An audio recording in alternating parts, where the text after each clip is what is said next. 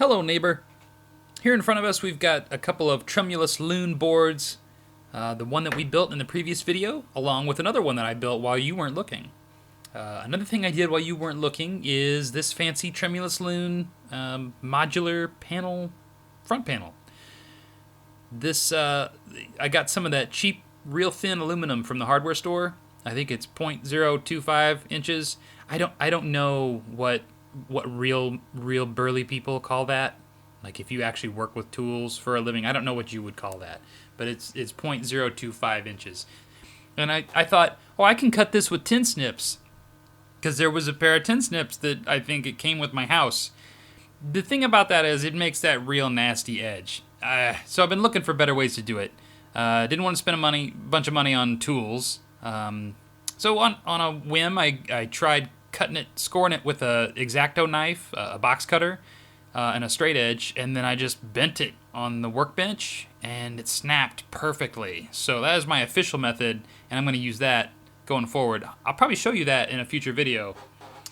So once you get it cut to the right squares, I print out a template with my inkjet printer.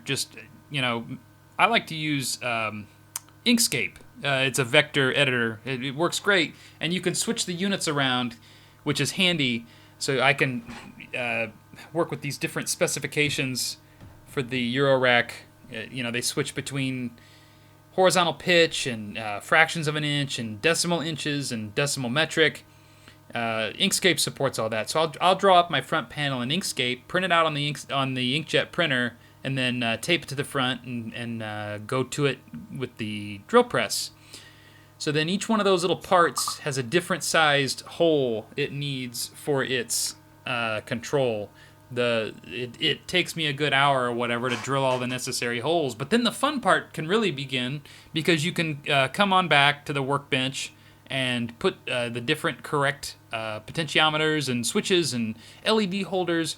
All that gets put into the correct hole, and it looks like a dummy device at that point. It looks like it could work.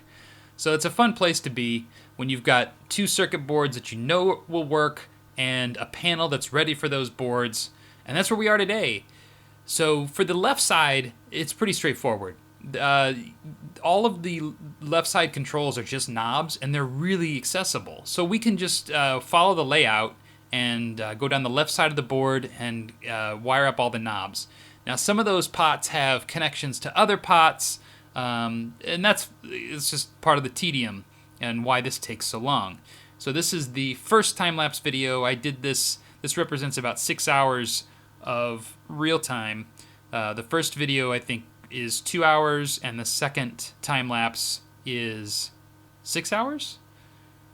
4 hours. I can't remember. If you want to skip the time-lapses and go straight to playing with knobs, that's around the 13-minute mark. So right now we're doing the left side. Here's the symmetry knob. Those are the anti-parallel diodes. Isn't that a fun word, anti-parallel?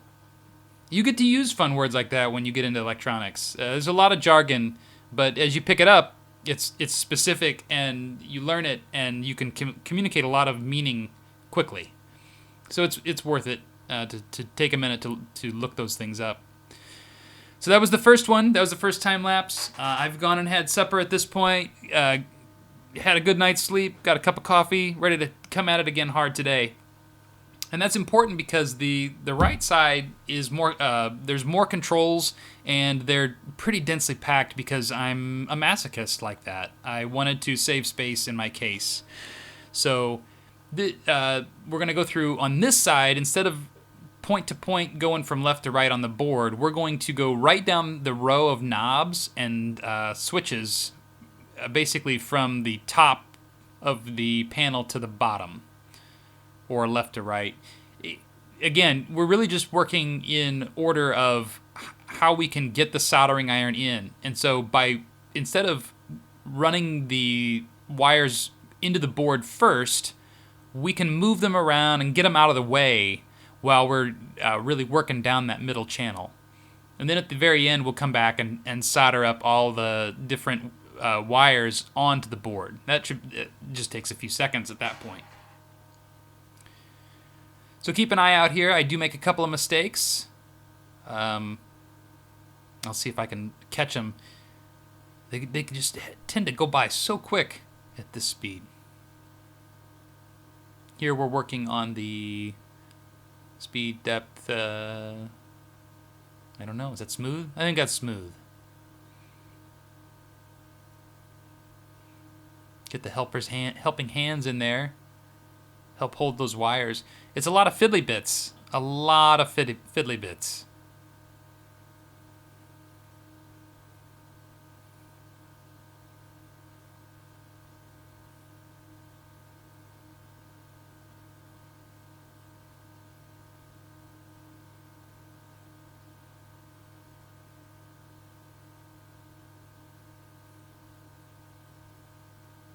Working through an interconnect between the smooth and spacing knobs. And I think I wanted you to see that, but I forgot that you're only going to get about 5 frames at this speed.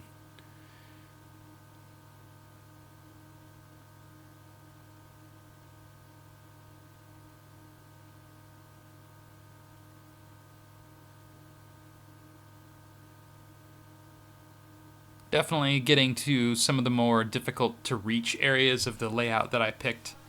I eventually realized that I'm just going to have to pull that potentiometer out of the way if I ever want to get the solder onto that. The gain knob is one of the last ones that needs to be soldered in anyways, so it can hang out for a second. I think at this point I'm crafting a nice folded up pair of diodes to go on the right hand symmetry knob.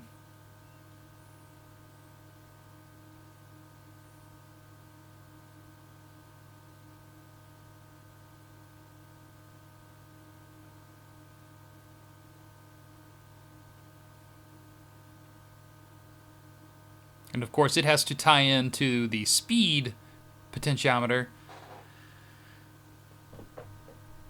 And we'll spend a whole lot of time right here really trying to get that tucked in there neat and forget to solder it. He's just done. He's got other things he's got to do now.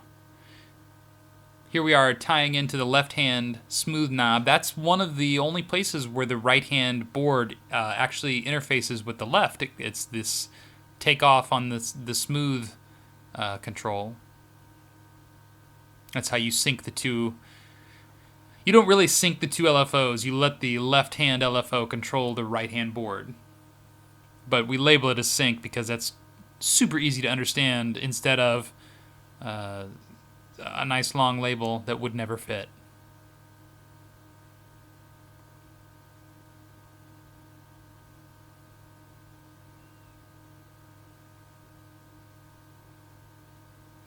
Wiring up the indicator LEDs. These are cool. They don't.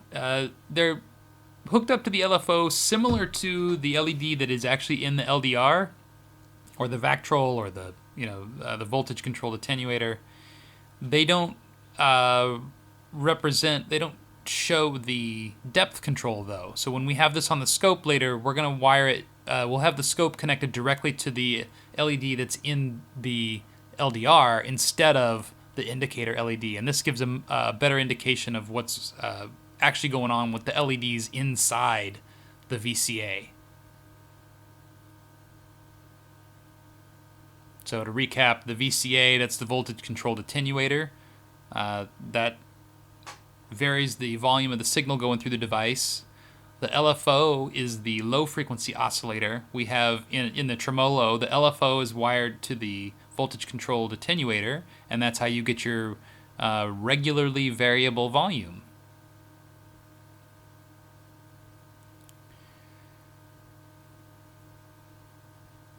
So watch here as I use just a little bit too much heat to put that on there, and when I go to check the continuity, it's no good. So now we have to replace it.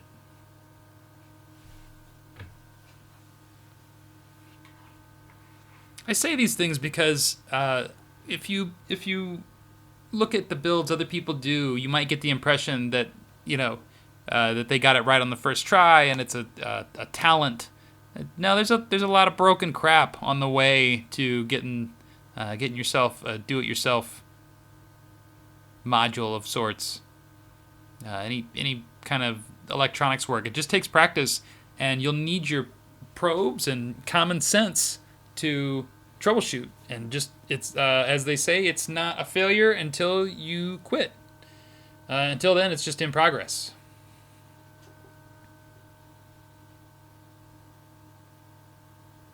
Okay, we finally got all the wire onto the different controls.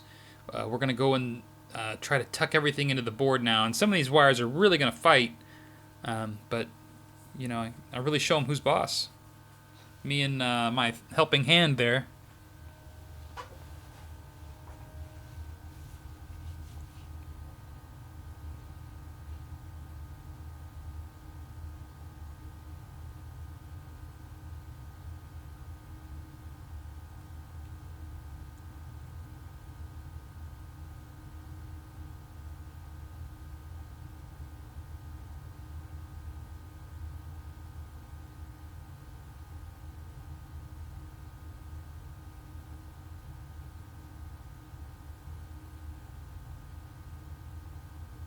I think that does it for the left-hand side of that board. And now we just need to tidy up the right-hand side. Return of the poster tack as a helping aid. Can't recommend that enough. You can bend it to any shape. It's easy to work with. It's good stuff. Just keep a wad of it handy.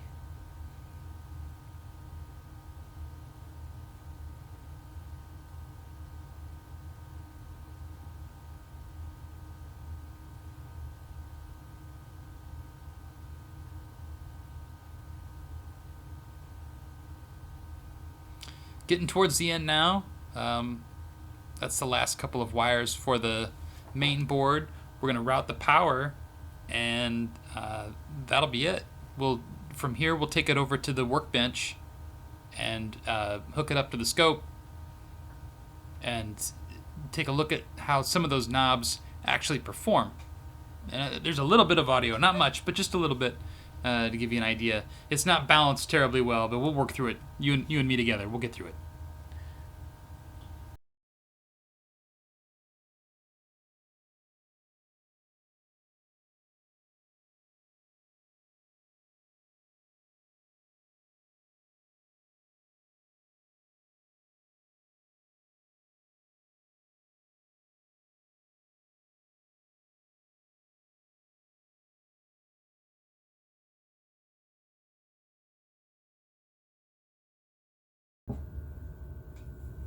Okay, so we've got the Tremulus Panneur on the test bench here. All the wiring's done. Both LFOs are looking good.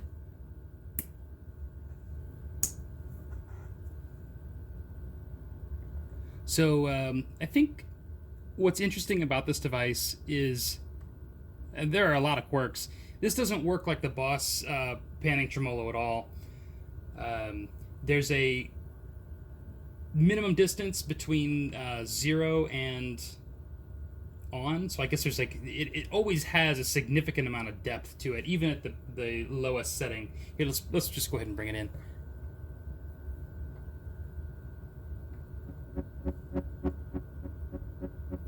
So we've got the depth, you know, at the lowest part, and if this was, you know, a digital simulation, you would think low depth. Oh, it should be barely distinguishable. Still very dramatic with this the Tremulus. So that's the first thing, and then I definitely recommend that you put your gain knobs on the front, because depending on how you dial in your depth, the spacing and symmetry, even the smoothness can impact the actual amount of power you're getting to your speakers. So having this on the front is just totally necessary in terms of getting it dialed in and sounding correct, or sounding how you want it to sound. So let's get the audio back out of this.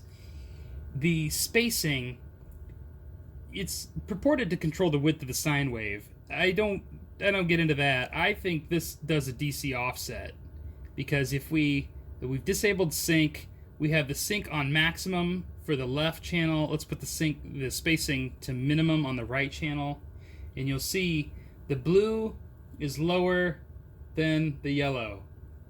I mean, that's all I could say about it. So if you put these back the other way, they'll swap positions. And note what's going on here with these, with the LEDs when I do that. Similar rate, smoothness is the same, symmetry is the same, but the spacing, you'll either get mostly on or mostly off, depending on how you dial that in. Put those back the way they were. And then the last thing to talk about is the symmetry, and this really just controls the rise and fall time. So in one position you'll get a long, let's sync these up so we get one waveform to look at, and put them in the same phase.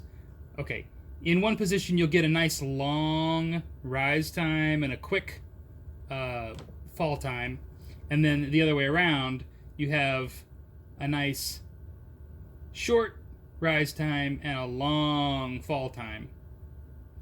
And I think that's important for actually coaxing all the different sounds out of this. The asymmetric sounds are going to be, I think, a really exciting aspect of this when I have the final project built.